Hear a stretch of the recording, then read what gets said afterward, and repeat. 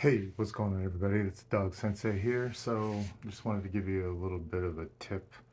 I get asked all the time from everybody all the time about how do I get my dog to stop going after the slipper, or how do I get the dog to stop, going after my kid to nip him or jump on him?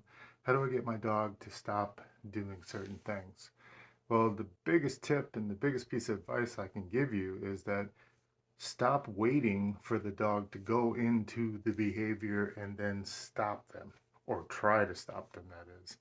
Once the dog's in the behavior, there's really not a whole lot that you could do about it at that time. Plus, you're throwing out words and you're trying to do things, and the dog's engaged and they're going to be ignoring you anyway, which means you're teaching that dog to ignore you.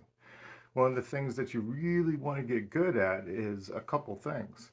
I start off with puppies because puppies are fantastic anyway. They respond to everything.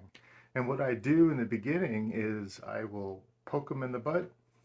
They turn around and look at me. I say yes, and I give them a treat.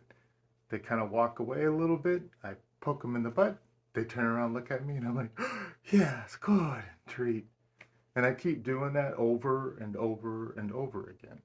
You can do that with the poke. You can do that with a noise. I usually use ah, and then they pause, turn around, look at me, yes, and then I treat, treat, treat, treat, treat, treat.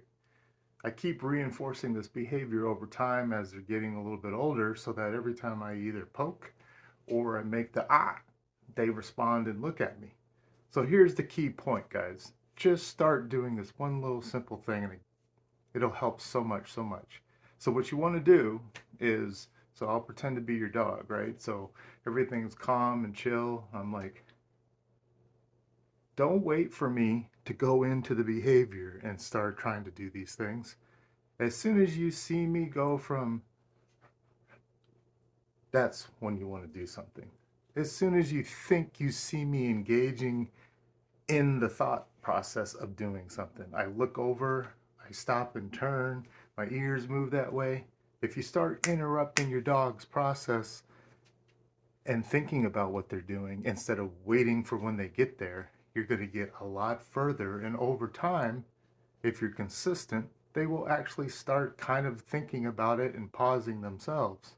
And then you can, of course, capture that behavior and reward them.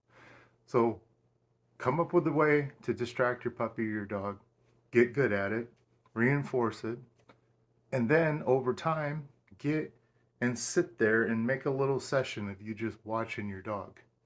Wait for them to turn towards something, poke, ah, they turn and look at you, reward, reward. Start interrupting their thought process. It will make your life a lot easier.